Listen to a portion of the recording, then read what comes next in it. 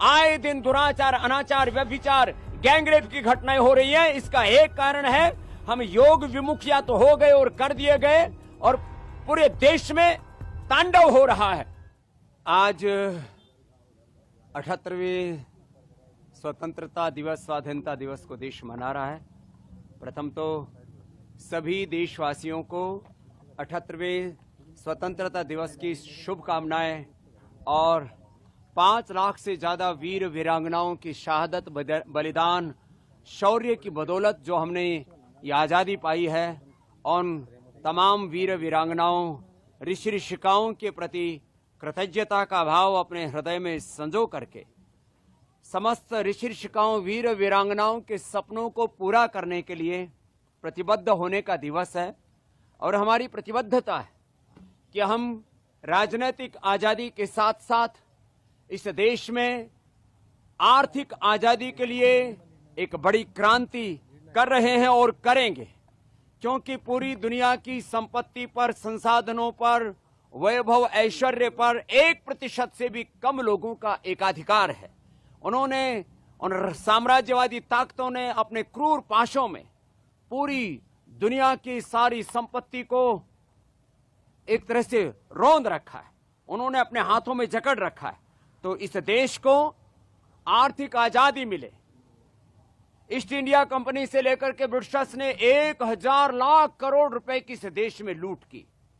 अभी भी लाखों करोड़ की अर्थव्यवस्था पर भारत के शेयर मार्केट से लेकर के, भारत के एफएमसीजी सेक्टर से लेकर के ऑटोमोबाइल, मोबाइल, एग्रीकल्चर इंडस्ट्री में एमएनसीज का बहुत बड़ा आधिपत्य है।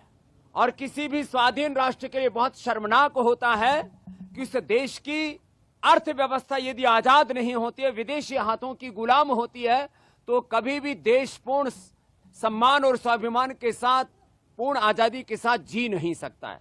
तो हमने इस बार के 78वें स्वाधीनता दिवस पर यह संकल्प किया है कि हम इस देश में आर्थिक आजादी लाएंगे, स्वदेशी के अभियान को और मुखर करेंगे, शिक्षा की आजादी, मैकाले की शिक्षा के स्थान पर पतंजलि गुरुकुलम, आचार्य कुलम, पतंजलि विश्वविद्यालय और भारतीय शिक्षा बोर्ड के माध्यम से हम मैकाले की शिक्षा पद्धति, जिसमें पढ़े लिखे बेरोजगारों की एक फौज तैयार हो रही है, आगे चल करके उस सामाजिक विद्रोह का कारण बन सकती है।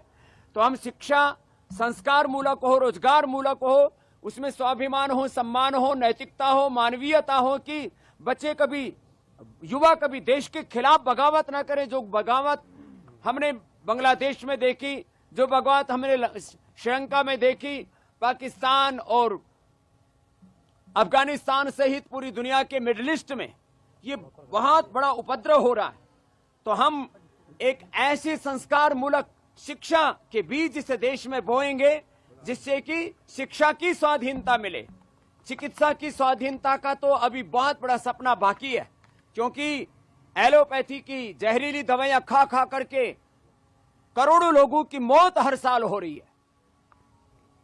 हमने दुनिया का इतिहास पढ़ा है कि ब्रिटिशर्स ने पूरी दुनिया में अपना राजनीतिक साम्राज्य कायम करने के लिए 10 करोड़ से ज्यादा लोगों का कत्ल किया। ऐसे ही इस्लाम के नाम पर भी करोड़ों लोगों का कत्ल हुआ है। लेनिन, मार्क्स और माओ की जो क्रांतियों के नाम पर कत्ल हुआ है, विश्व युद्धों में और अलग अलग त्रासदियों में करोड़ों लोग मारे गए। लेकिन हर साल करोड़ों लोग निर्दोष मर रहे हैं जहरीली दवाइयां, सिंथेटिक दवाइयां खा खा करके।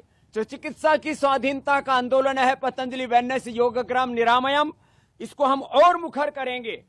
एक तरफ आर्थिक आजादी, दूसरी तरफ शिक्षा और चिकित्सा की आजादी, तीसरी तरफ सांस्कृतिक और वैचारिक आजादी, और रोगों से, नशा से, वासना से इस देश को आजादी दिलाने के लिए। क्योंकि जिस तरह से सोशल मीडिया के माध्यम से एक बहुत बड़ा वैचारिक युद्ध चल रहा है, उसमें भारत के बच्चे और जवान बर्बाद हो रहे हैं।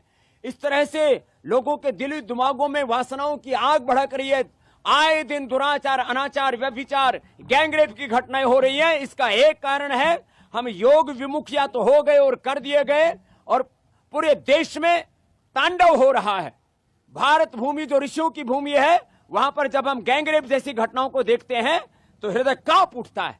तो पतंजलि का इस संकल्प है, हमने इस बार इस 78वें आजादी के स्वाधीनता के दिवस पर यह संकल्प लिया है कि हम इस देश में राजनीतिक आजादी के साथ साथ ये शिक्षा की, चिकित्सा की, आर्थिक आजादी और वैचारिक सांस्कृतिक आजादी के साथ रोग और नशा वासनाओं से इस देश को आजादी दिला करके 5 प्रकार की इस आजादी के अभियान को हम मुखर रूप से पूरे देश में बढ़ाएंगे और इस भारत को स्वस्थ, समृद्ध, संस्कारवान और परम वैभवशाली बनाने के लिए एक बड़ी भूमिका पतंजलि की ओर से निभाएंगे।